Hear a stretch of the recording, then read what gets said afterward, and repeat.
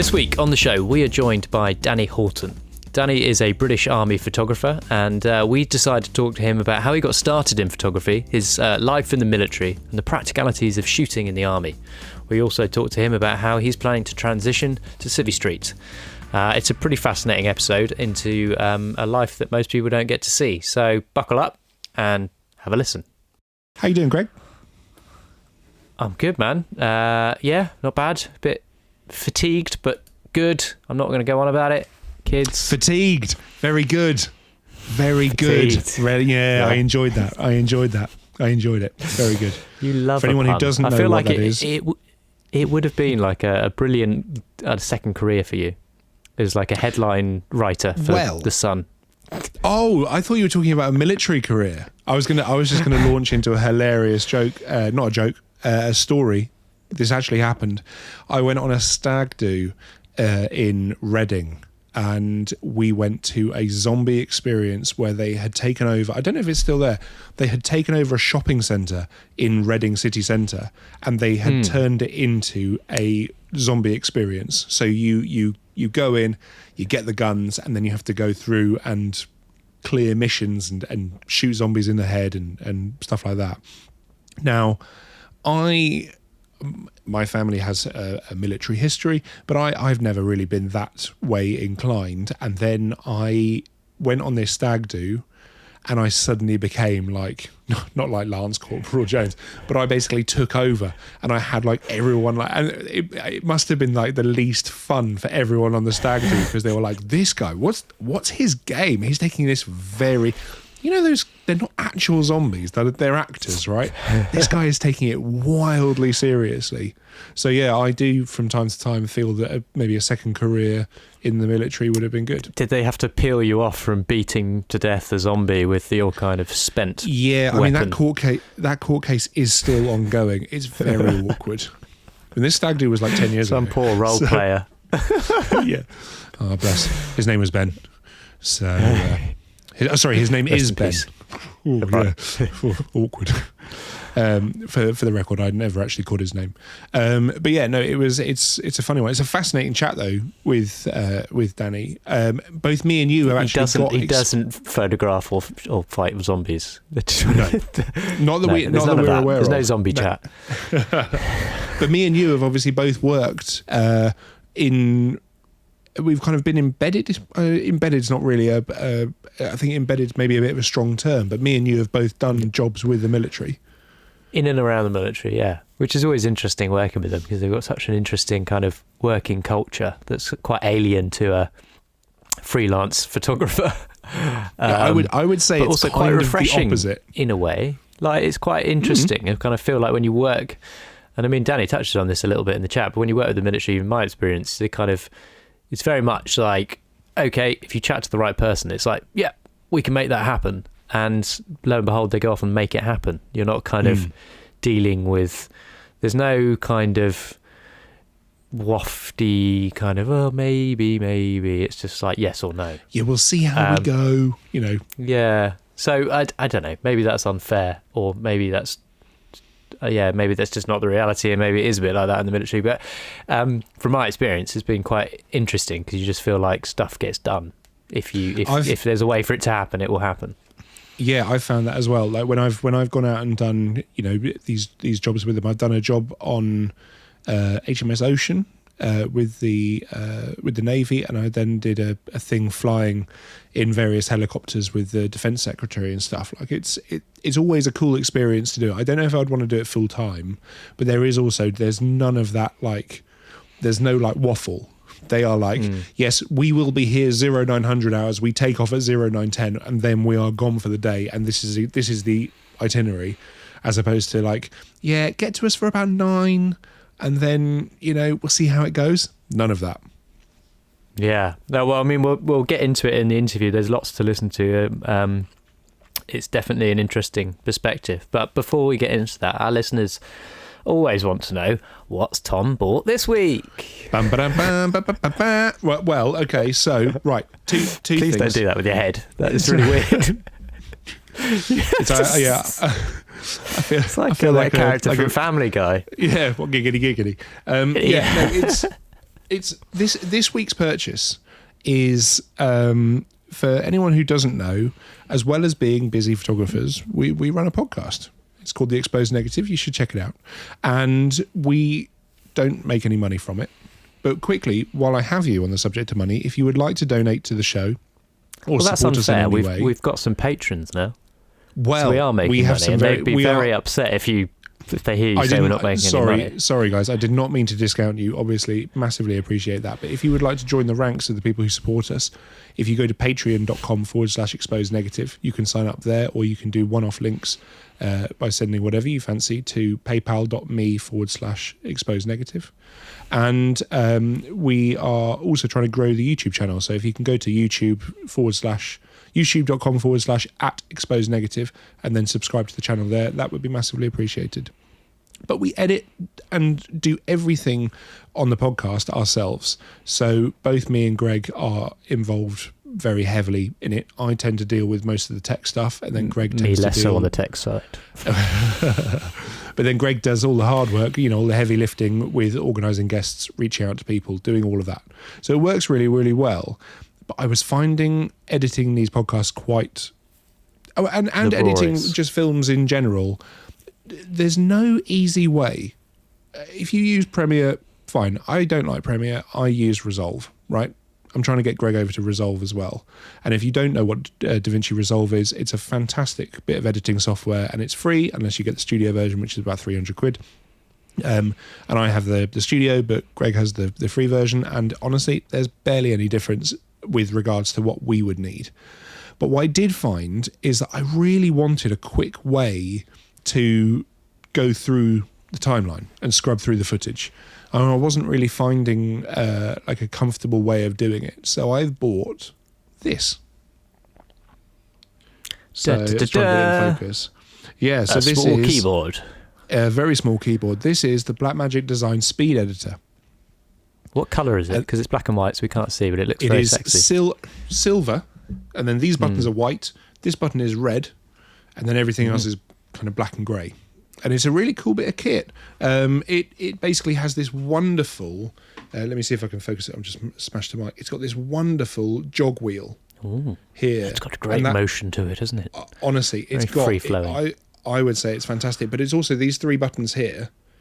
They change how the scroll wheel interacts with the timeline. So you've got shuttle, jog and scroll, and they then basically change...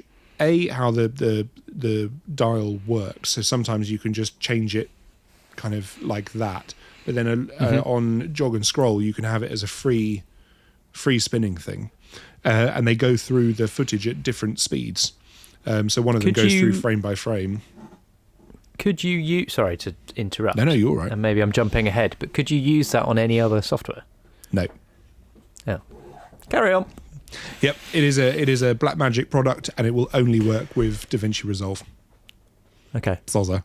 But it's wireless, it's Bluetooth, and it has a lovely built-in battery. It's heavy, so it sits on the desk in a really nice way, and the dial here is a really nice weight to it, and there's a lovely action on it. So what are the majority of the buttons? Are they shortcuts? Right. So yeah, they're shortcuts. So you have all this stuff here in the middle. We've got cam 1, 2, 3, 4, all the way through to 9. That does multicam stuff. So for me, editing the multicam of this podcast for YouTube, it's brilliant, because now I can just flip between the cams. And then here we've got flip to me, flip to Tom, and flip to me. And now back to me. Sorry, I'm just going to give you some more work. Don't give me more work. Yeah, right. Jeez. But then you can set your in and out points on clips and timelines. You've got smart insert, append, ripple overwrite, close up, place on top. And so there's loads of way of basically getting footage from the source viewer into the timeline.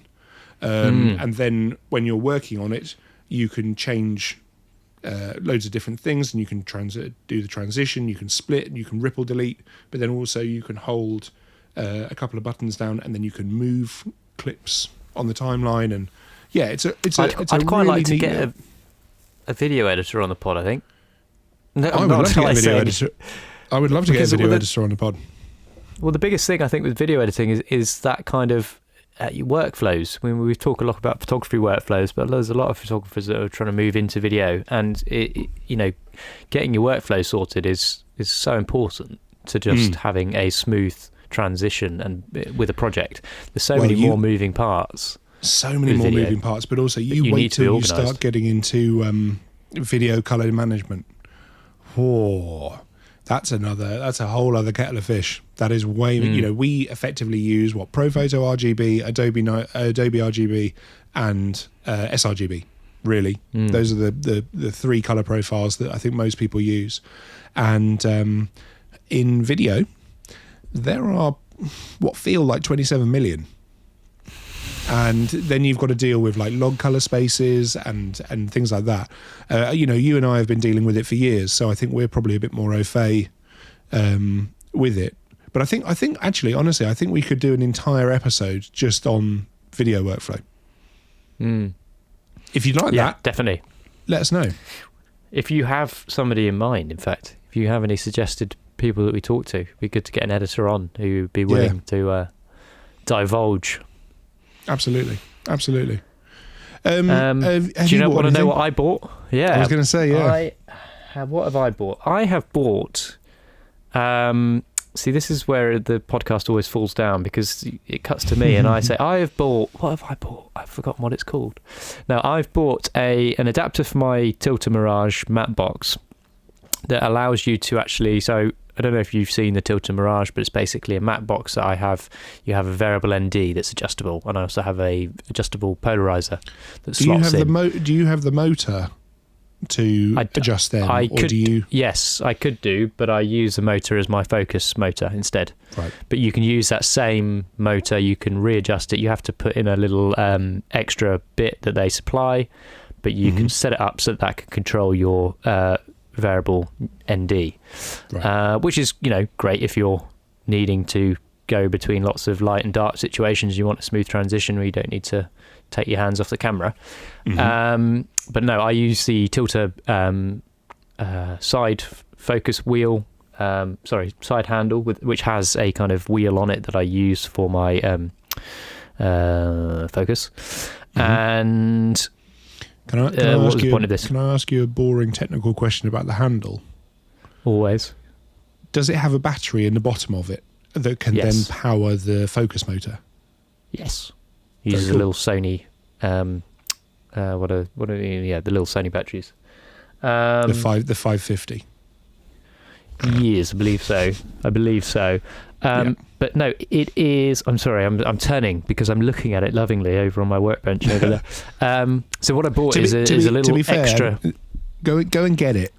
Go and get it because it looks fantastic, and I'll just fill the air now. And we're not going to be talking about tech and purchases too much more. I hope. I'm trying to wind my neck in, but look at this thing.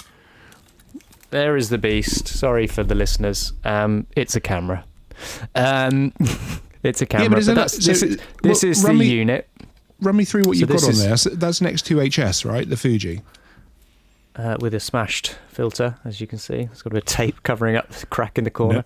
No. Nice. Optically, is that a good thing? Tape? DOP dropped it.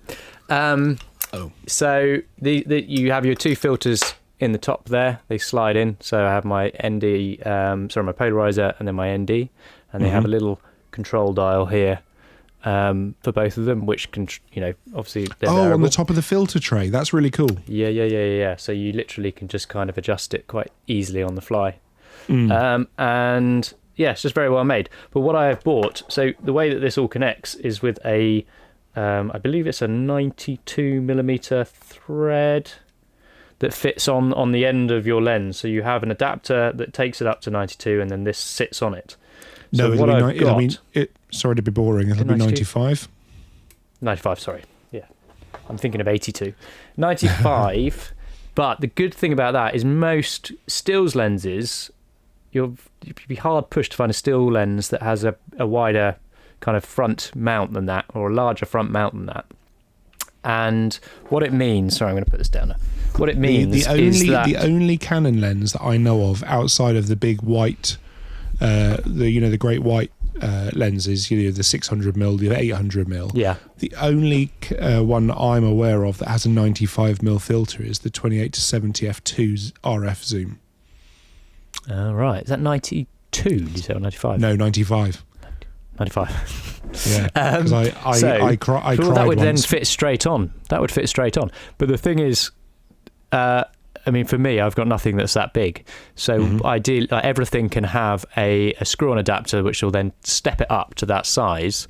Right. Now, the thing that I bought is a lightweight version that will take those ND filters and that polarizer filter, which is great because it now means I don't need to buy the various, ND filters in all of your, your 72mm, your 77mm, your 82mm filter thread sizes. You can just use that large 95mm filter and just use the step-up rings.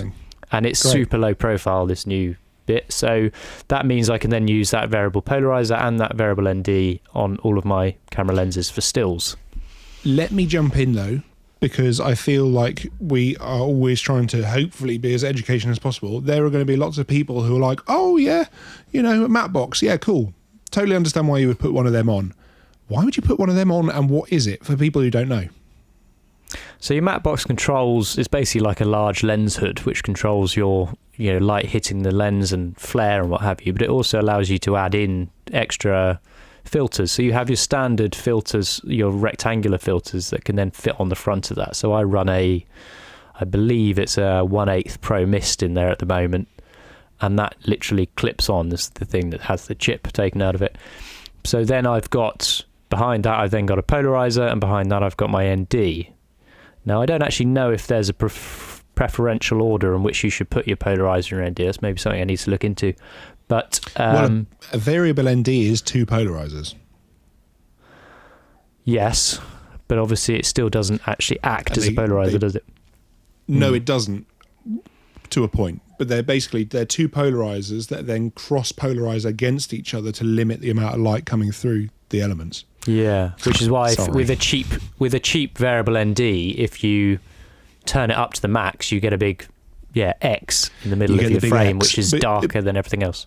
But I will say you only tend to get that when you're going wider and wider and wider.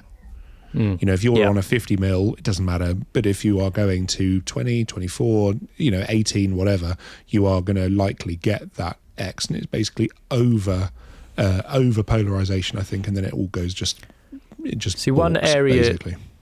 Yeah, the one way of not getting it with cameras is actually to stack the ND before the lens, between the sensor and the lens, which is what Canon has an option to do. You have a drop-in ND that you can pop into an adapter. That's right. Now, unfortunately, that I shoot on a Fuji X-H2S for the video, and that doesn't have the option of having one of those, which is a shame. I'm sure maybe at some point someone will bring one out, but in an ideal world, that would be far better, because it means that you wouldn't necessarily have to have, I don't have to have the matte box on the end, but it helps to protect everything. It helps to protect that ND. Whereas if the ND was kind of in between the lens and the sensor, then it allows you to run much smaller kind of agile rigs. Because the thing is with that rig is it's nice. I like it, but it's quite big. Yeah, and in some ways that's great. You know, it's nice to have a substantial weight when you're filming. It kind of helps with stabilization. It just, it's relatively robust, but the reality is you're never going to be able to kind of just whip it out and start shooting immediately.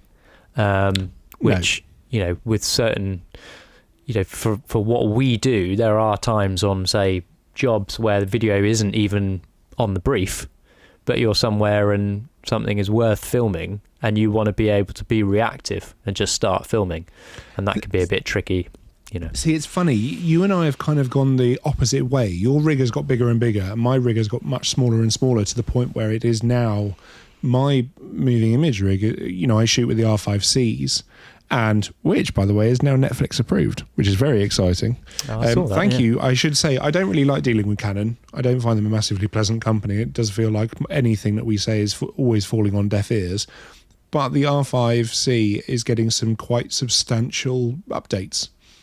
So I'm as an R5C owner, that's great news. I thought it had been confined to the wilderness, which I think I've talked about before. But it's got a really big update. This one is getting an even bigger update in June. Actually, this is a really quick thing to talk about. Canon are doing, there's a method, there's a Japanese term for it, and I think is it Kaizen? Kaizen.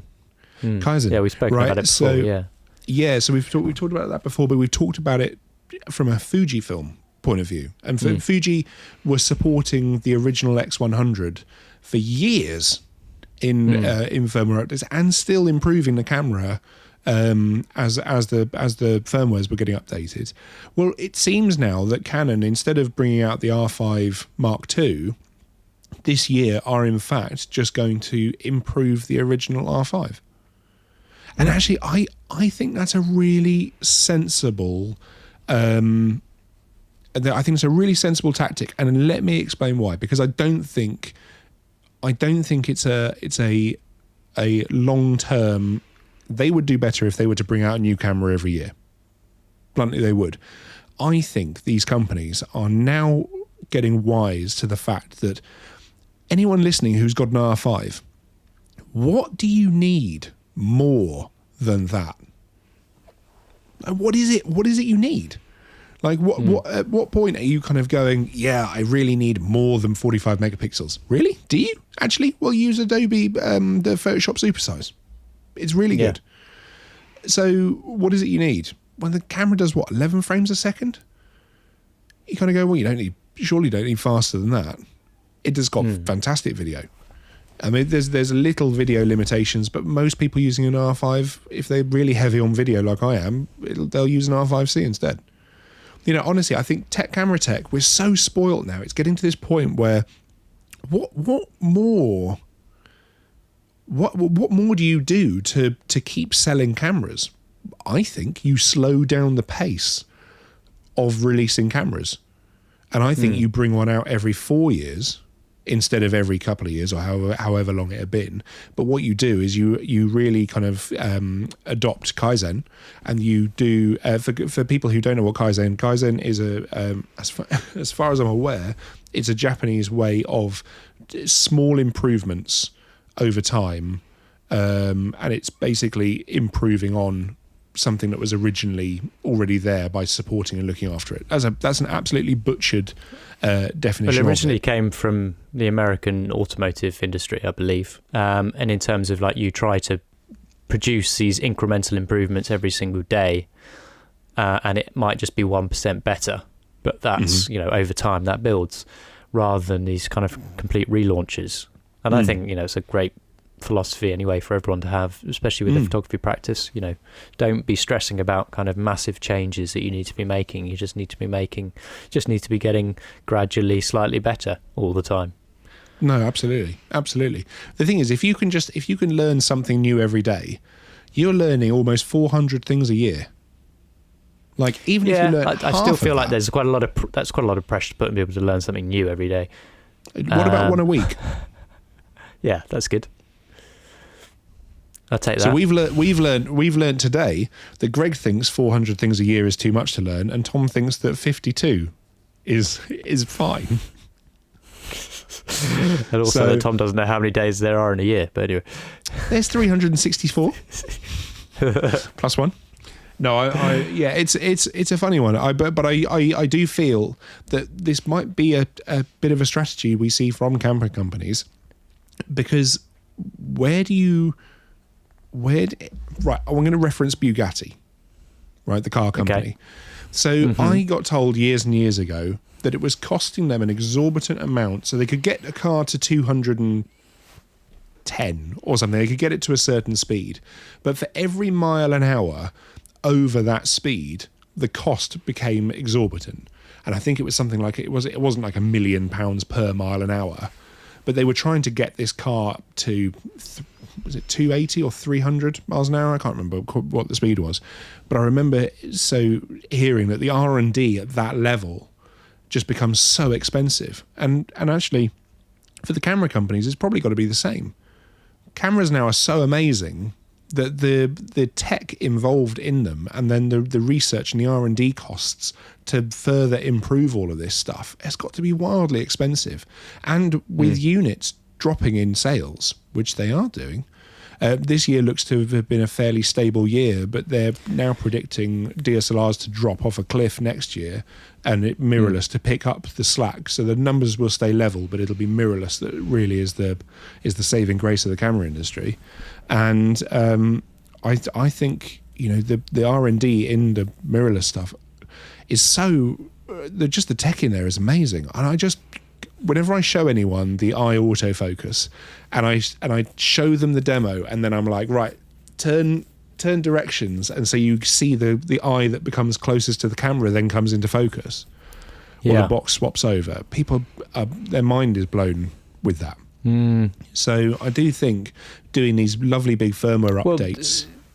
It makes sense as well, because more photography is becoming, computerized. So, a lot of it is kind of just a case of a new algorithm, and that's why, you can have a firmware update. Ultimately, for me, it's a little bit better in general because you've got less stuff going to landfill, right? Like we don't.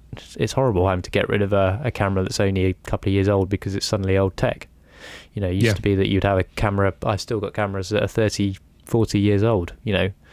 I've got cameras that are older than me that still work. They're film cameras, obviously, but they. I know I look young, but I'm actually an old goat. Greg. You are. Anyway, shall we wrap this intro up, because that's enough tech talk. Let's I think so. Sorry, that was very tech heavy, and as of the next episode, we won't be doing the "What's Tom bought" feature, because Tom is no longer buying equipment, and I will explain why. The feature will be called "What's Tom not Sold. bought?" Definitely not bought this week. Was he definitely not wink wink bought this week? Well, yeah, hopefully not, but we'll see. Listen, let's get into Danny's chat, because it's fascinating. This week on the show, we are delighted to be joined by Danny Houghton. Danny is a serving British soldier. He's spent the last 12 years in the military and is an army photographer, which is something we've not covered on the pod before. Somebody who works within the institution of the military and gets to travel around the world shooting cool stuff and interesting stuff, but slightly scary stuff. So Danny, tell us a little bit about your kind of your background, joining up, and at what point in your military career you started photographing. Yeah, so I joined the army in about 2012. I joined as a combat medic. So I served as a combat medic for around 8 years. Probably about my 6-year point, I picked up a camera, and I'm quite an impulsive person, so it was literally like one day I was like, I'm going out to buy a camera, just to take with me when I go abroad and stuff like that, and just kind of got the bug from there, really. I was kind of a couple of years into doing it as an amateur, was looking for avenues to pursue it potentially as a professional later on, but it's quite difficult, and I kind of empathise with people who get into it as an amateur and kind of fall in love with it, but it's not an easy road to become a professional. So I've been quite lucky that I stumbled across it as a job in the military. I never knew it was a job in the military. You can't join as a photographer. You have to go through a selection process, and then that consists of a week-long interview. And it's you go through some basic camera lessons. They're kind of trying to work you out as a character. You need to give presentations. They're testing your confidence, testing you as a person, how you get on with other people and work as a team. In your head, you think it's everything on that week is about photography and how good a photographer you are, and it's not. It's all about your character, because ultimately, if you're successful on that, you go on to do the military photography course. There's a military photography school. So at the time, I was successful, thankfully, and then went went on to do the photography course, which is around 8 months long, which was awesome, best thing ever. Yeah. I find that fascinating. So, like a photography course in the months. military, I'm guessing like the first semester isn't like this time we're going to teach you how to photograph a vase of flowers. And, It's kind of like, no matter what your experience is, it's they will take you back to they'll treat you like you've never held a camera before, because you'll pick up bad habits as an amateur. And certainly I went in there thinking I knew a lot more than I did, and they'll take you to week one where they're teaching you the physics behind photography and a bit of the science behind it, and back to real sort of basics. And that's when you realise I certainly didn't know anything really. I knew, I picked up a camera, and I just through using a camera constantly, I could shoot manual at that time, but I didn't really know the science behind what I was doing and why I was doing it. I just knew how to achieve certain things. So the course was brilliant, absolutely superb. It's 8 months long, 5 days a week, intense, all day, every day. wow.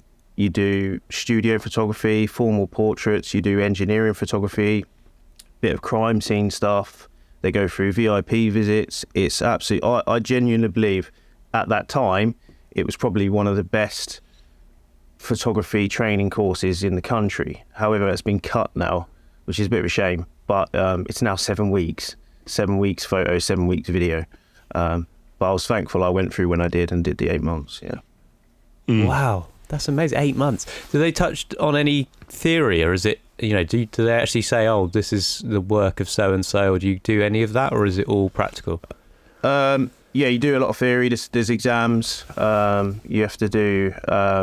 It's both. It's practical exams. It's theory exams. And they go through a lot of different stuff. It's a tri-service course, which means it's Army, Navy, and RAF. But it's very much RAF led.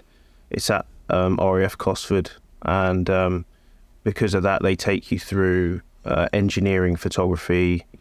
Engine parts of planes and stuff, which it seemed at the time completely irrelevant to the Army side, because the Army don't do that. We just go out, deploy, and what we do is very social media focused. We don't do any technical stuff, but it's time behind the camera, so it's, I was thankful to do it. Yeah. Ultimately, It's always useful. Yeah. I know that Don McCullen's background, who was a very famous war photographer in the UK, used to shoot a lot for the Sunday Times and covered most of the major conflicts in the post kind of 1950s. He picked up photography, I think, whilst he was doing national service in the RAF. And it's interesting actually that the RAF run it. But I guess what I was asking is, do you go through kind of bodies of work at all? Like, did you pick up any inspiration whilst you were doing it? Did you look at any photographers and think, I'm really interested in this work? Or were you just, is it much more kind of Are you taught to shoot based? a very specific, you're probably taught to shoot in a very specific way, right? Yeah, it's a kind of, you're taught to shoot in a very specific way, and it's very controlled when you're at the school, not because they want you to be like that for the rest of your career, but because they try and get you to, get rid of all the bad habits you might have picked up and get you shooting a certain way, so that once you come out of the course, you're a fairly experienced photographer and you can make decisions for yourself rather than shooting a certain way. So they will go through your images after a task. They will look at your settings. So if you've shot every image at 2.8, they will pick you up for it. And it's not to say that that's a bad thing going forward in your career, but it's to get you thinking about what you're doing rather than just doing it. I can't fault it. It was brilliant. And yeah, I miss it. I'd love to see like a job swap, between like a student kind of at some arts college doing photography, spending 2 weeks with a sergeant screaming at them because they've been shooting everything at 2.8. It's not like that. It's not like so like most of the instructors are civilians. They've done a full career in the RAF as photographers, and they now work as civil servant type things. There's still some military there, but it's not a military course like that. It's not treated like that. It's very, it's a great course. We've had guys come through the course. You know, there was a girl on my course. She'd done a degree in photography, and she so kind of like me, I guess, thought she knew a lot, and then it humbled her at the start of the course. There's a lot of history behind the military and the photography. They used to train them at Pinewood Studios in World War II. There's a big history with them and the parachute regiment, and I've got some great footage of guys who parachuted into operations during World War II, filming the whole thing as they were going. You know, it's a big thing. There was a big dip after World War II. I think even all the way up to after the Falklands, we didn't have any army photographers in the Falklands. And then that was a big massive. bone of contention at the time, wasn't it? Because they wouldn't allow certain photographers access to the ships, and obviously if you were going to cover the Falklands, you needed to be embedded. Really, there was no other way of doing it. You couldn't kind of cover it independently in any sense. Yeah, I mean, I don't know the ins and outs of it, but I think like a lot of the famous photos were taken by a Soldier magazine photographer. Right. But yeah, after that, and I guess it's with the rise of the sort of digital age, it's big again now. So yeah. I guess the military realise that they need to. Yeah, they need the value of it. Yeah, they need to be. Also, it's a recruitment arm for them, isn't it? To be putting stuff on social media to some sense, but also controlling the narrative. You know, if you're not doing that, then you're kind of letting somebody else control it. Yeah, very much so. I mean, go on. Sorry. I mean, talk us through kind of what a typical,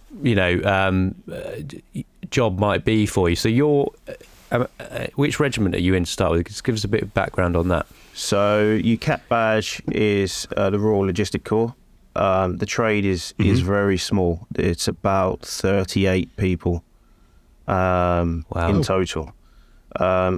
Obviously, that's then broken down into different organisations within the army. So we have photographers with special forces, but they kind of disappear for their posting. You don't see any of their work and what they're doing. A lot of that might be training as well, for surveillance and stuff like that. There's a couple of guys dotted about who do that for the regular army as well. And then I work for an organisation called Army Communications, so it's responsible for all the social medias, all the mainstream stuff for the army that you'll see on social media and stuff like that.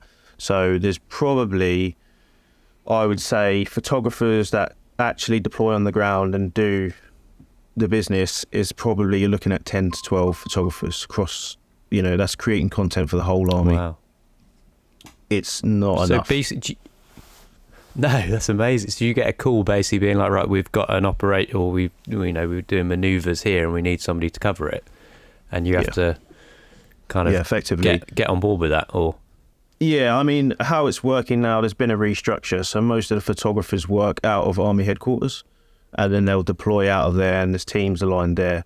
I was kind of one of the last remaining photographers who worked independently aligned to a brigade. So I spent the last 3 years aligned to 16 Air Assault Brigade, which is why. So I would work with all the airborne units. My posting has just come to an end, so I will be moving to our Army headquarters soon. But 90% of my work was with the units in 16 Air Assault Brigade, so 2, 3 para, the medics, the engineers, all the airborne units there. Were you in Essex? Yeah, I'm in Colchester, Essex, yeah. Was it Colchester, yeah? Colchester, yeah. And I'm settled here as well. I'm from Colchester. And I spent my career here as a medic. So I've actually spent my whole career here. So it'll be the first time me moving off for a posting coming up soon. So yeah. Where's the new where's Army HQ kind of based? Andover. Around. Andover. Oh, right. Yeah, Okay. Andover. Yeah. Yeah. So do you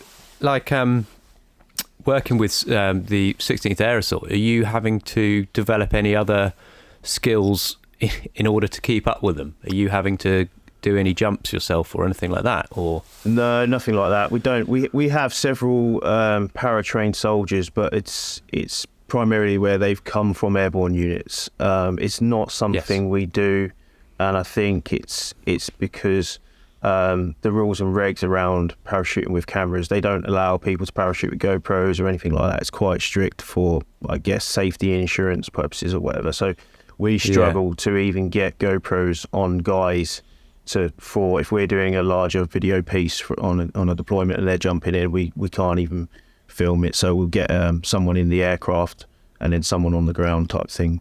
It'd be great really if we could implement that more, I think.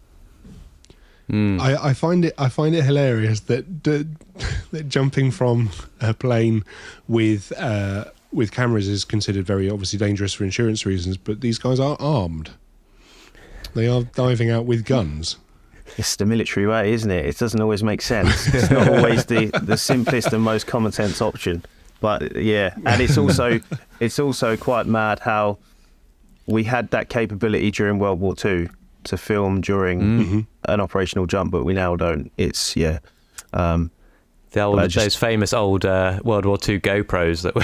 Can you imagine? I know, these guys must have been, the doing kit they must have been jumping down. With unbelievable.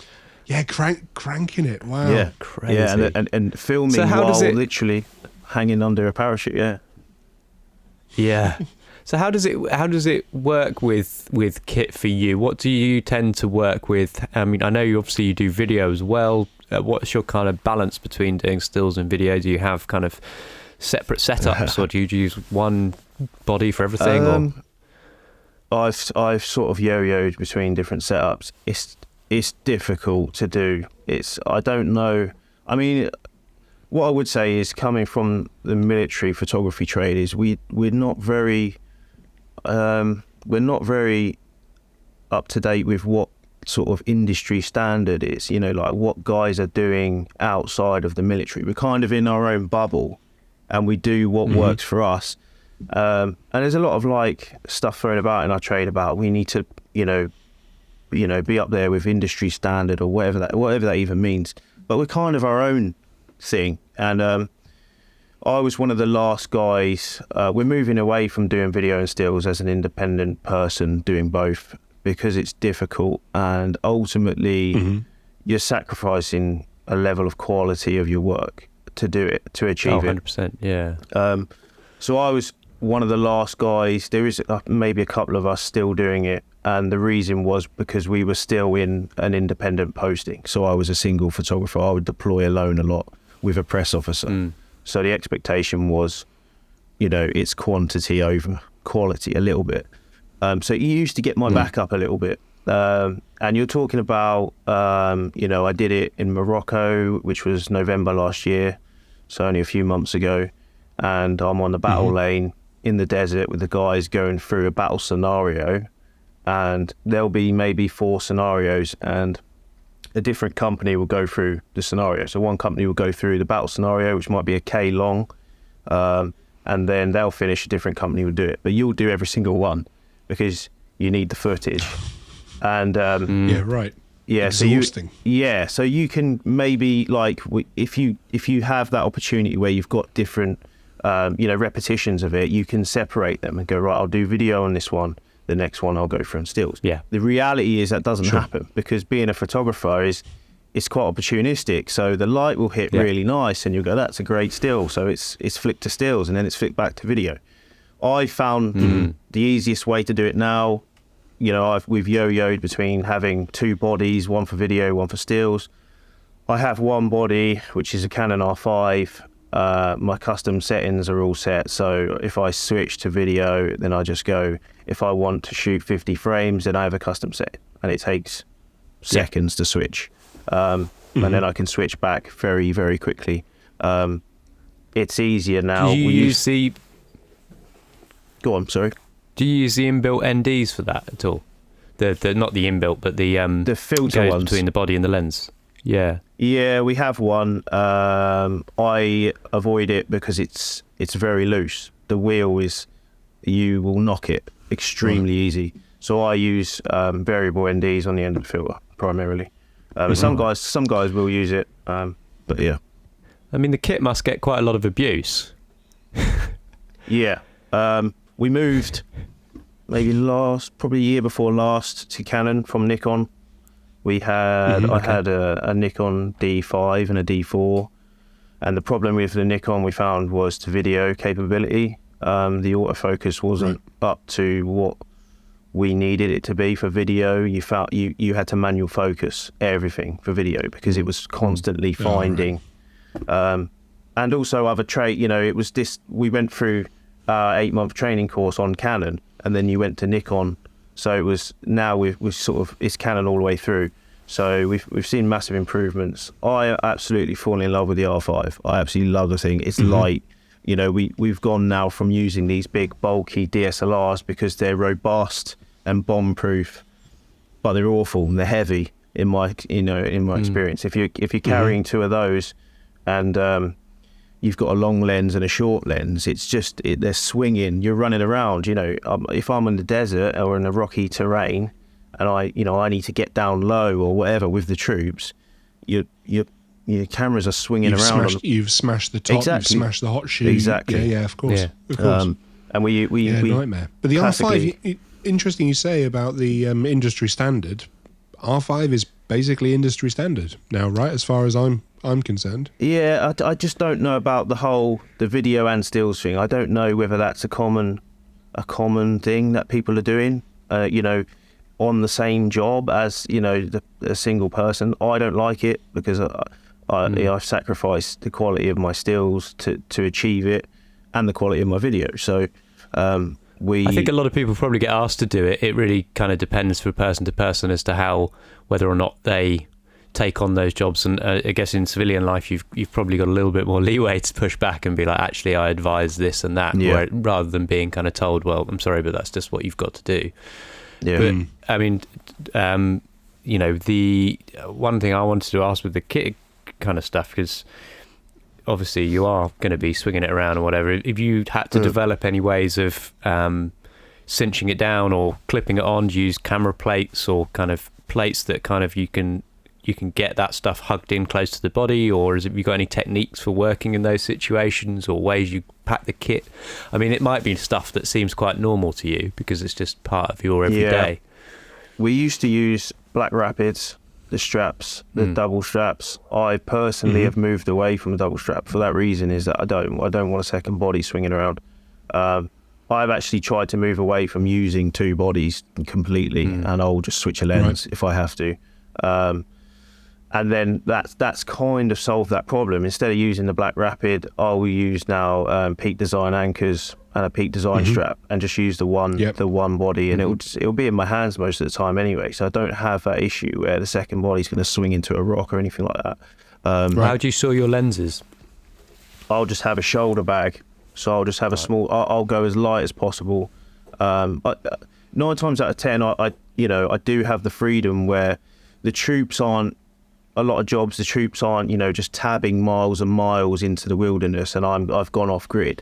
We'll maybe have a vehicle to dip in and out. We need to go back because we need to recharge batteries. So we'll be at, they call it XCOM, which is like exercise control. So I'll be with like the officers in command. I'll be able to charge stuff. It's very rare that you're kind of just off grid because it's a planned exercise. There needs to be medical support and all that kind of stuff. So I'm able to. Right. It's important for us to have sort of independence from the rest of the troops, so we'll have a hire car and be able to dip in and out most of the time. So we can just kind of dip in and I'll have a little shoulder bag and just enough to get me through. Okay, cool. So we talked a little bit about the kit. It'd be great, obviously as freelancers, right? We are. Up whenever, work till whenever, do kind of whatever in the day. We have possibly the least regimented, and most of us have discipline, but it's kind of we kind of have the freedom to do whatever we want to do. Can you tell us what just a day to day? Obviously, it depends on what's being planned, but what's a typical day for you? Typical day is if there's no jobs on, it's just in the office monitoring emails or from wherever. Really, it's not that important because where I am, it's the jobs are being requested from press officers that are dotted around the army. They will request through to our chief photographer, who then designates tasks depending on location and things like that. So it's kind of just monitoring emails and jobs that are coming in, and any training some of the army side of it where we need to do, mandatory training and all that kind of stuff. And it's just waiting for jobs to come in. You kind of, it's not like Civvy Well where you need to find a job and you need to, Sure. it's kind of a job comes your way.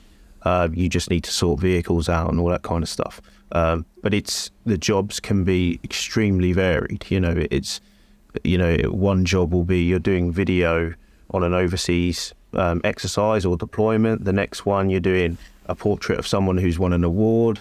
After that it can be you're doing a corporate video, within Army headquarters. It's so varied. I would kind of describe us as jack of all trades, master of none type thing. We do a bit of everything. Right. I think that's a bit. I mean, having seen your work, which is fantastic, it really. Thank you very I much. do think that's a bit unfair. Yeah, Yeah. a bit unfair. But I also understand that we've spoken to press photographers before, and I think it's a similar thing. It's actually a very good basis for training when you're forced to be like, right, tomorrow's assignment is you are doing a portrait, and then you're doing an event, and then you're out, on assignment in the field, because actually you have to be adaptable, and you have to. Those take different skill sets, but you've got to learn to kind of work quickly. And I think that kind of, we had Dan Kennedy on a few episodes back, and his background was in press photography, and now he's a celebrity portrait photographer, really. And but that background in doing that kind of work, that fast-paced work, and the various types and styles of work, has meant that now he's very good at problem solving and thinking on his feet and being quick. So it's there's definitely a good basis.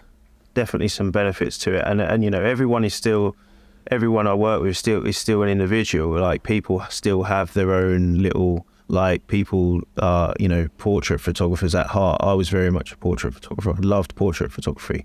And it's kind of, you've got some guys who very much love video over the stills. So it does differ person to person, and with that is that people have their own skill levels, because it's as good as the photography training was that I had. It was 5 weeks video, and that was, I had never done video before, so it was a incredibly steep learning curve. I didn't even finish my video course because it was during COVID, so it was everyone go home and we'll work out what to do with you. I still had no idea what I was doing video wise, but the best way to learn was just do video on this job and work it out as you go along, and learn little bits off other guys who are extremely experienced in doing video. So it kind of escalated from there, and it was a gradual process with video, definitely. And I'm still learning now. How does it work with your post-production? Are you going back and doing work yourself on the images, and or do you hand them off, and the same with video, do you hand it off to an editor, or are you expected also to be doing the edits? Stills you will edit your own work. Video, primarily you will edit your own video, but there could be times where you'll be deployed and there won't be an agreed output, and it will be, we know we need to send someone to capture footage should we need it, but we don't know what we're doing with it yet. So we'll do rushes packages. Rushes packages will go out to news agencies and stuff, so you might see it on the news and all that kind of stuff, depending on what it is and the access that, because it's not uncommon that we'll be on big military exercises and you will be rubbing shoulders with photographer from the Sun or the Telegraph or stuff like that. So I've met a few of those guys on jobs, but there's obviously going to be scenarios where they don't have access for safety reasons or whatever, because we are serving soldiers. So that stuff will get passed over, basically. What are like some of the most wild kind of situations you've been in when you've been shooting for the army? Like, there must be moments where you've pinched yourself and gone, this is kind of cool to be having the access to do this. It's got to be working with the Pathfinders. I really enjoyed working with those guys. So the Pathfinder, I don't know if you know much about the Pathfinders. I've photographed them. Very cool. That's cool. They're great Very guys. Cool. They're basically 16 Air Assault Brigades reconnaissance. So their sort of specialist skill set is they can halo parachute from high altitude. So I didn't get to. Sorry, silly question. What is halo parachuting? So halo parachuting is high altitude, low opening. So they can parachute on oxygen from 20,000 feet. Wow. Yeah, so they can parachute. I think it's above radar. Wow. I think So you that's don't what show it's up on all radar, about. right? Yeah, I think that's what it is. It's so they can get in, like stealth kind of activity where they get in. Their sort of job is to do reconnaissance on areas and locate drop zones where parachute battalions can parachute in. So they will work in very small teams. They'll parachute at night from very high altitude, and they're really interesting guys to work with. So when they're doing their parachute jumps into exercises, it's not. I haven't done a proper halo with them, and I was quite jealous of my mate who did get to do one, because I worked with them constantly, and it was a big 16 Air Assault Brigade exercise, but I was already on the ground during the exercise. So they needed someone who could just cover that, and he had to do a day's training to be on oxygen up there because the back door was open. And then it's incredible working with those guys, and I've done stuff with them where I'll be on the back of a C-130 plane. I'll get belted up so I can walk around, the tailgate's down, and I'm stood on the edge of the tailgate as they jump out the back of it. And I'm just shooting as they go out, and it's such an incredible experience to be stood on that tailgate of the plane. Yeah, so it's got to be working with those guys, definitely. That's awesome, wild. Isn't it? But also like the travel. Amazing. I mean, you're working in these pretty amazing locations, I imagine, and you must get, quite often army operations are going to be first thing in the morning, any time of the day really. So you must be in these locations at beautiful times of day as well. Yeah, definitely. There's been times where we've been in places like Jordan, and it's a dawn parachute, and the sunrise is amazing, and the locations are interesting. Last year I went to Kuwait, very interesting place, North Macedonia, and they're not places I would ever even think about traveling to. Holiday. Yeah, no, you just wouldn't. Yeah. And they're nice places. You sort of you go there and you think, well, I could come on holiday here, but they're not places you would think about going to, sort of necessarily. So yeah, there's been some great places. I did about 7-8 countries last year. It gets tiring, I must admit. 78 countries? No, 7 or 8. 2 8. Yeah, it was like 7 to 8. I know, sorry. Terrible joke. One sorry. a day. Sorry. Yeah, so it does get, even 7 to 8 countries, it gets tiring. I can't remember how many exactly. 728. Sorry. We'll cut this out. We'll cut that out. I really enjoy the travel. But it's difficult when you get I know the press photographers probably experience the same thing, where you get a phone call on a Friday night and the expectation is you're at the airport Sunday morning. That really sort of I have a family as well. I have 2 small children, and that sort of is what I find most difficult. It's the lastminute.com. And how long could you be away for? It depends on, most of the overseas trips are training exercises. They're planned well in advance, but the recent one that I didn't end up going to, someone else went to in the end, was Turkey, the earthquake relief. We had medics out there treating people. So that was, phone call on a Friday night to go Sunday. And it's kind of, I get it, there's nothing you can do about it, but there's ways that we could be working better, and that's what we're supposed to be doing, is having high readiness rotations. That's how the army works. If you're in a high readiness unit, like 16 Air Assault Brigade, you're on 4 or 5 days notice to move. We don't have that. We kind of just ring someone up and go, can you go? Well, it's good training for civvy freelance life. Yeah, right. Yeah. and it's interesting because definitely back in the day, our trade was very press photography orientated. They were very if anyone wanted to get out and do it, it was all about being a press photographer. That has changed massively. What I do in my spare time, and I'll come on to that, and what a lot of other guys do, is advertising stuff. It's not press photography, and I think the intention of the guys coming through now has changed. People aren't really wanting to go down that path anymore from our job, which is very interesting. And there's huge talent in our trade, and I would say probably 90% of the guys do a career in the military as a photographer and don't pursue photography professionally outside once they leave. They do something completely different. Yes, massively. And I think I can only put that down to lack of learning how to run a business. The business side of being a freelance photographer or having a production house or something like that. People just don't learn that side of it in our trade. It's you are told where to go and what to do, and everything is paid for, and your kit is supplied to you, and you go and capture it, and that's that. You don't have to think about insurance or pricing a job or anything. So that's what I think it might be down to. Because I guess that's a lot of people, if they take it up as a hobby and then suddenly go, oh, I want to make this my career, they then own some of the kit already, and they're probably already insuring it, and then all they then need to do is get a bit of a buffer. If you then come out cold with no equipment, no contacts, no knowledge of really running your own business, that's probably, I would say, the biggest jump from to freelance that I think I would possibly imagine.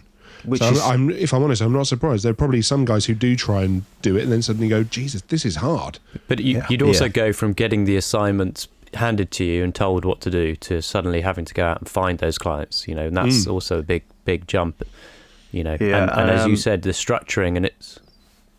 Yeah, and I think... Sorry, go on. There's all those things, going from not having to find your own work and being given all the kit, and this kind of, it's easy to be like, oh, it's a Canon R5 and not think about what it costs because the military pays for it.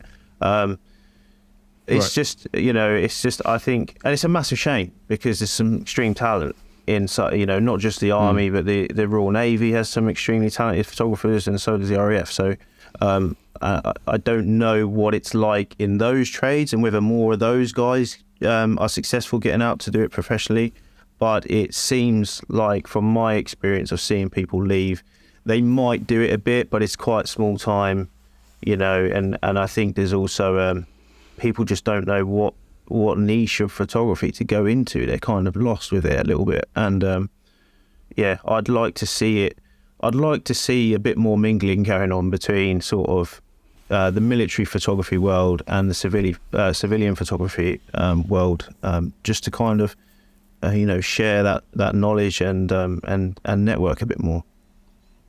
Yeah. Well, this is what this is, right? Yeah. Yeah, 100%. 100%. Yeah. But it's interesting. You talk about the obviously your side project. We'll go on to talk a bit about if you're happy to talk about it, your kind of the stuff that you've set up and what you do now offer commercially. Do you find that is a sector which has possibly maybe wasn't there as much 30 years ago, and since the global war on terror, the kind of there's been a lot more in terms of small military facing brands that have developed in the UK that might be, I don't know, producing optics or producing particular specialist kit. Do you think there's probably more of those around compared to, there's brands like Arctis, for example, that have been around for decades, but then there's quite a lot of new brands that have popped up that produce, I don't know, some kind of sling attachments, or they produce webbing, in a certain way that weren't there 20 years ago. Do you feel like it's a growing industry but still quite kind of niche, and a lot of those companies are quite small? How's it changed, do you think? There's a lot of sort of attempts at entrepreneurialism in the art, if that word, entrepreneurship in the army, where guys are trying to establish side hustles and stuff. So you got a lot of serving soldiers now who are creating clothing brands, coffee companies. A lot of that is happening at the moment. So we get work like that. We are, our aim is more corporate defence sector, and that is, we're only early days. I set the company up with another army photographer 6 months ago, in September. Right. And the ball, it's to be fair, it's done very well in that 6 months. And I think eventually it will be more European defence sector companies. I think our sort of angle at it is that this industry that we're sort of entering now is huge in America. It's massive. You've got massive, right? Yeah. Yeah, it's huge, and it's probably a lot easier to establish yourself as a media agency that specialises in defence sector and tactical work. However, I also think with events that are happening currently in Eastern Europe, there are now, companies in Europe and the UK. You've got helmet manufacturers, you've got, plate carrier and body armour manufacturers and kit manufacturers all over the UK and Europe now. So I think it's definitely there's an opening there, 100%. There's not a lot of companies that are doing what we're doing. There are some, but there's not tons of them. And the focus had to shift when I kind of had the idea that I wanted to go down that route into, in the past, the guys who do want to attempt to leave the military and go into, photographic industry or video, it's all about, right, I need to invest all my money into camera equipment. Now, we have done that, but a big shift of that was we focused on tactical kit and equipment as props. Now, what we do is we have a private location in Essex, and we use models who are serving soldiers. We will then kit them up into tactical kit and equipment, and we'll do product placement for advertising purposes. We work for watch companies, glove companies, clothing companies, all sorts of companies at the moment, and it's all just creating content for their brand. And a lot of that kind of work isn't like, we are a photographer for hire coming to your event to do your day, whatever it is. We will take their product, run it into a scenario, when we want, where we want, with our models in our own time, and then sell them the content effectively. So yeah, right. That's what we're trying to do. That's a much more proactive way of doing it.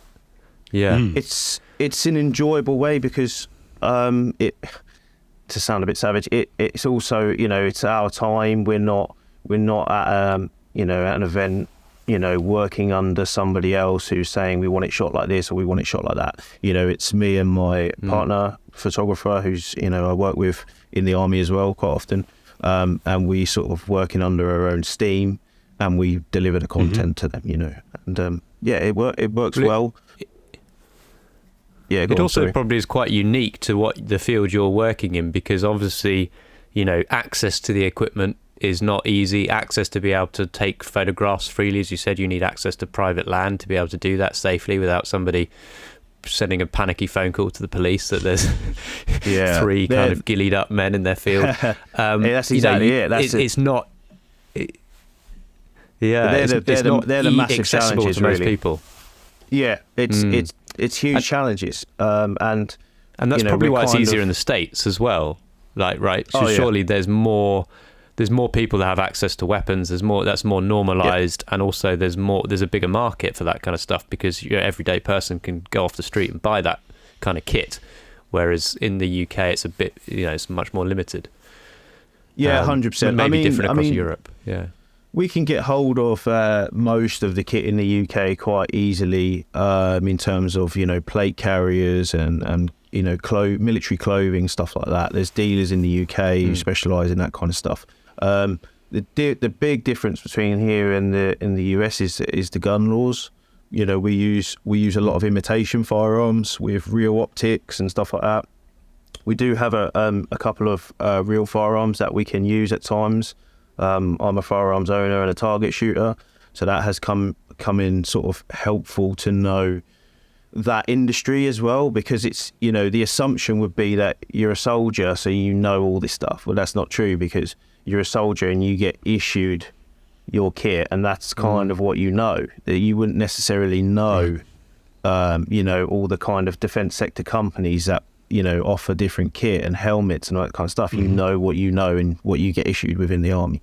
So it's kind of learning that industry through people I work with, and it's just a way that we can do what we really love to do in the military. This corporate jobs in the military, we don't escape those, but the part of it that we love is the tactical work. Absolutely love it, and it's we kind of, what I guess want to say is, we're not really in the politics of it all. I don't think like that. I'm just like you guys. All I care about is what my images look like and my video looks like. It's absolutely everything. Even as a military photographer, it's kind of an obsession. And I kind of left the army when I came over as a photographer, because doing that soldiering side of it, it's not really there anymore, and I don't yearn for it.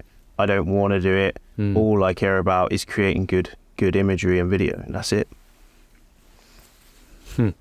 Yeah, well, fair enough. And you're doing a very good job of doing that, so keep it up. Thank you very much. I think, do you have any other questions, Tom, or are we on to our desert island questions? There's one more. There was that kind of Fred Astaire question, because I just love the quote.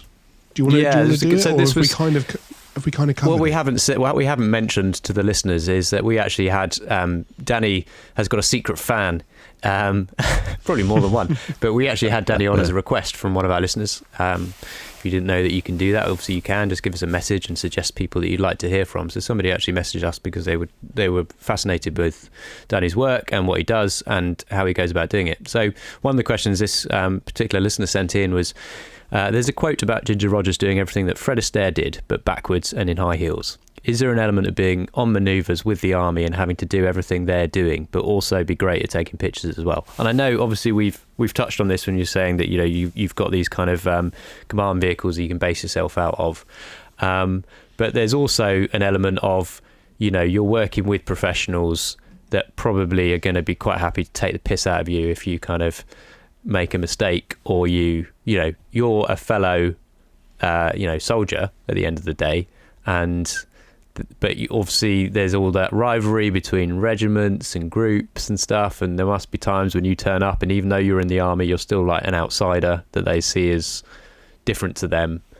Do you ever have to kind of like work at trying to ingratiate yourself in a unit, prove yourself, be able to or is that not really an issue? Yeah. It is reality of the job is that you are an outsider. These guys, particularly infantry units, they're extremely close-knit guys, and it's not. I think it's part of the process of selecting photographers. It's that's why you can't join as a photographer, because it would be extremely difficult to do that as a private soldier new into the army. We're all experienced in our own areas, but we've got guys from all over. Like one of our guys I mentored, who's now sort of fully in the trades, transferred fully over. His background, he was a sniper. We've got a couple of guys who were snipers in infantry units, and they kind of get into it through the reconnaissance side of photography, and then kind of fall into it that way. So I think there's an importance to selecting the right people.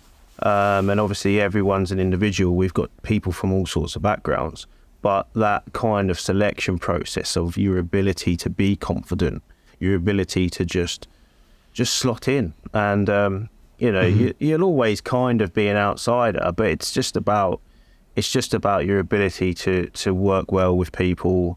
Your soldiering doesn't need to be, you don't need to be an extremely sort of talented soldier, but you need to be able to hold your own, and get about, because it's not always easy terrain. These guys that we work with, especially parachute regiment guys, extremely fit individuals, mostly, athlete fit, and they work in difficult terrain and, with heavy weight and weapon systems. And, we were in Slovenia sort of late last year, and it was tabbing up mountains and then assaulting positions at the top. It's not easy to do physically, But the caveat to that is when it's a training exercise, which mostly it is you do have some freedoms, you know, and it's about experience. You know, the last thing you want to do when you're tabbing up that hill with them is take every single piece of camera kit you own and it's all on your back. It's you don't need it, you know, you need to take, you know, absolute basics, just your batteries and cards and sometimes one spare lens to get the job done. And that's what it is, you know. I'll have a little side bag, I'll have water on my back, you know, and I've gone completely light scales, and I then have it easier than those guys because I don't have all the weight, so I can move around. I can, if I need to get back in front of someone, I can run ahead and get the shot. Yeah. And I think one of the best ways of winning those guys over, which worked really well in Morocco, was we were in some camp in Morocco, kind of middle of nowhere, like concrete hut type things. The Moroccans sort of gifted a TV to us so that guys could watch sport in the evenings and stuff, walking around the camp. And then after the day's activities, I would plug a USB in with all the photos from the day, and you would find a crowd gathered around it at the end of every day looking at the photos of what they've been up to for that day. That really wins people over, and it can be difficult because you've got to try and persuade a soldier who's kind of, you know, a lot of the culture in the army was to avoid anyone with a camera, and that kind of translated to even army photographers. So you will get to a point where it can be at times extremely difficult to persuade people to have their photo taken, you know. So there's this thing in the military called Fill Your Boots. I'm a big fan of Fill Your Boots. It's kind of a meme military page, but people used to get caught out. You know, if their kit was in really bad order or something like that, someone would take a shot and send it in, and there was almost this this genuine fear that you would end up on this page, and it struck fear into people, and the worry was that you would catch people, like when you were cutting around the camera, people would avoid you because you'd catch them in a, you know, looking bad, and it would end up on the internet as a meme or something. So that took time during my posting to to trust. Yeah, and social media helped with that because, you know, I kind of just worked at generating really cool imagery, and the more guys, particularly from the brigade here, that would, you know, find me on social media and come across me and start following me, realised, I think, over time that we do vet the images. We're not going to just send images out of someone looking, you know, we're not out there to catch people out. We're out there to sell the army. So it's you're kind out there of to make them look alley as fuck, basically. Yeah, alley as fuck. That is exactly what we're there to do. So you know, so it's kind of. Yeah, go on, sorry. I was just going to say, I do have a question about approval and stuff. So obviously the stuff that goes out on social media, I assume it has to be approved by the army.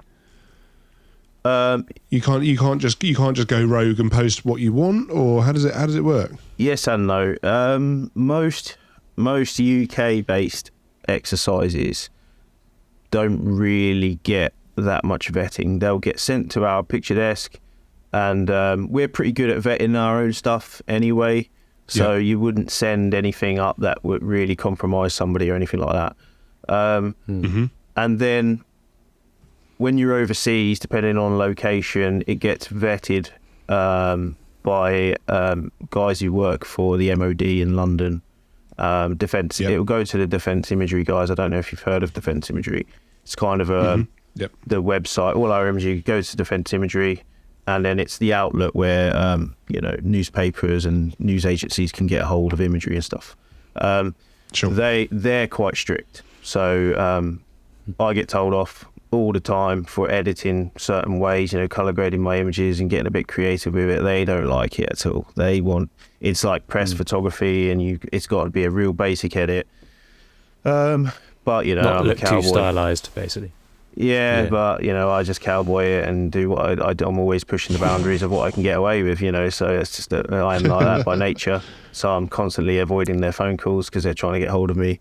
You know, one of my colleagues the other day. Those institutions normally are trailing a bit behind, aren't they? Those institutions are normally trailing a bit behind where the zeitgeist is in terms of like the ways that images are looking, and what you're producing is kind of cutting edge of what is out there in terms of what's on social media, and you know that your grading that you do on your images is very kind of stylized, but it's kind of in, if you see what I mean, whereas the military sometimes is a bit behind on all of that, isn't it, anyway? I think so. I think it's very much geared up to cater for the news guys, the newspapers and stuff like that. Mm-hmm. But, you know, pretty much everything we do is for online use anyway. You know, it's kind of one of my colleagues removed a pylon from the background of an image and was just like, he was hunted down by these guys. You know, what do you think you're doing? And the emails went out and all this kind of stuff. But, you know, I think I guess they've got a certain integrity to maintain. Yeah, I think you know, the colour grading and all that kind of editing stuff is kind of like, they're not happy with it, and they'll give you a moan and a groan, but then removing something from an image is like, it'll blow their minds. Yeah. And I think the worry is apparently, you know, you get told these stories of someone's done it in the past and it's caused an international incident where, you know, someone's you know, photoshopped a flag in that shouldn't have been there by international laws on a Navy ship, or some sort of far-fetched story like that. I don't know, but and you know what, that's part of why I enjoy so much doing the private work, because we have complete creative freedom over what we do. You know, it, you know, so it just gets to a point where you just have to accept it. You know, the social media thing has been fantastic for me personally. And we weren't always able to share our work on social media either. It's only since probably early last year, I would imagine, that we were able to share it. I'll be able to go back on my Instagram and find you the time, but it wasn't long ago at all. You know, there was conflict over, you know, the copyright of the images are MOD crown copyright. So the rule was you cannot use it, you cannot share it on social media, you can't do anything with it.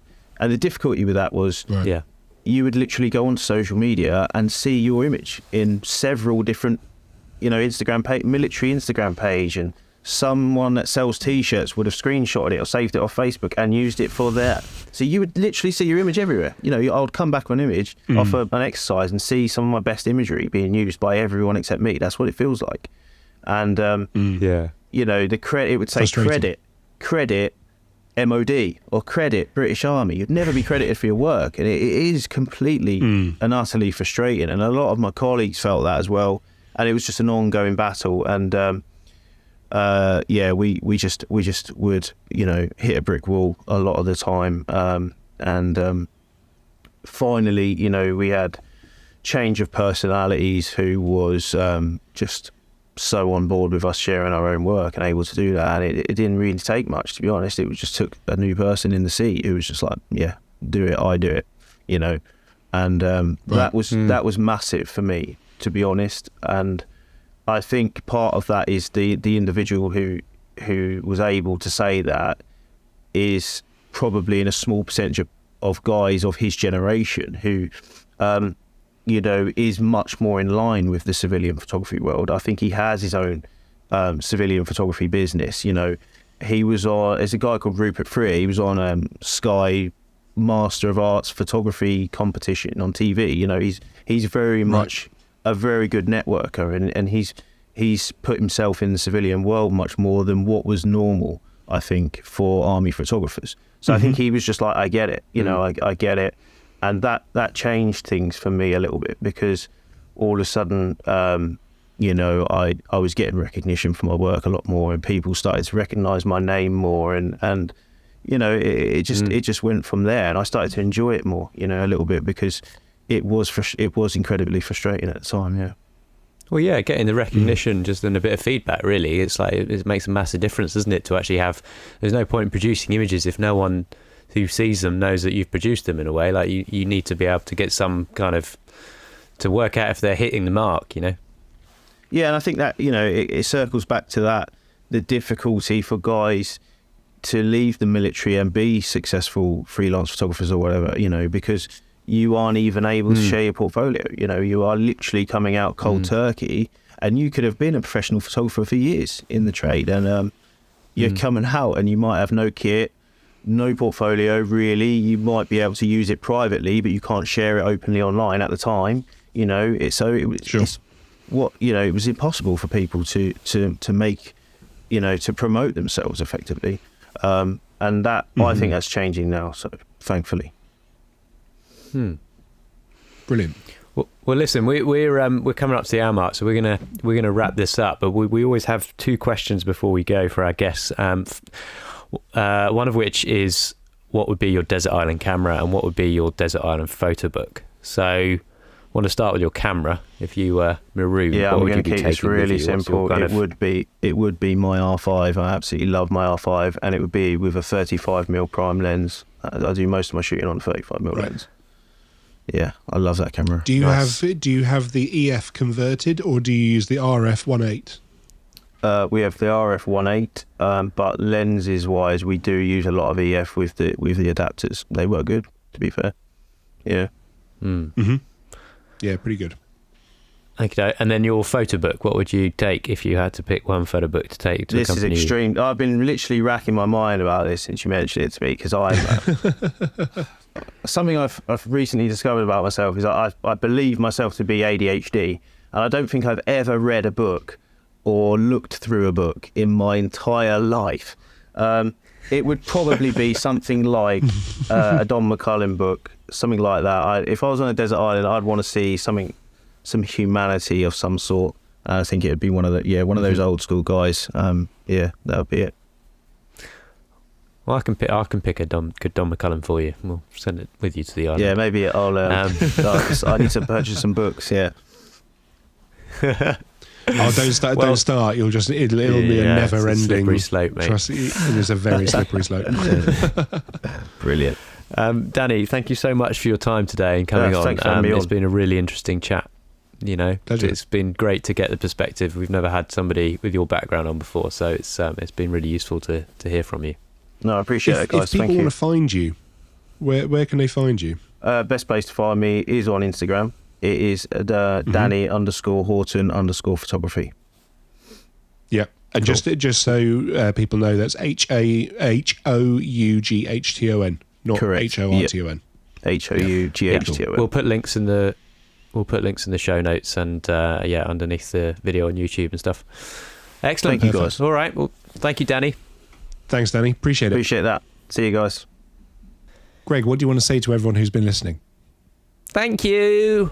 Yeah, thank you, everyone. Really appreciate it. Thank you. Bye. Yeah, ciao. No, listen, we are massively appreciative of you listening. We really hope you found this podcast helpful. If you would like to support us in any way, we run a Patreon, which is patreon.com/exposed negative, and we can take donations. If you do just want to do a one-off and not a subscription, you can send us some money at paypal.me/exposed negative. Greg, YouTube? Or in an envelope. Or in an envelope. Cash, please. No, we also are on YouTube, so please feel free to subscribe because it costs you nothing and it will be a massive benefit for us. So if you search for us, you will find us at youtube.com/@exposed negative. And do not forget that we are also on Instagram. That's where we tend to put out lots of posts about upcoming guests, and we ask questions of our audience. So please follow us there. You can find us at EX negative. And are we also on there personally? We are, yes, I believe so. Tom can be found at I was going to come up with something rude. Smashed it. Tom can be found at tombarnes.com, which is DOT.com, and I can be found Greg Fennell, which is FUNNELL. Thank you very much for listening, and we'll see you on the next one. Bye.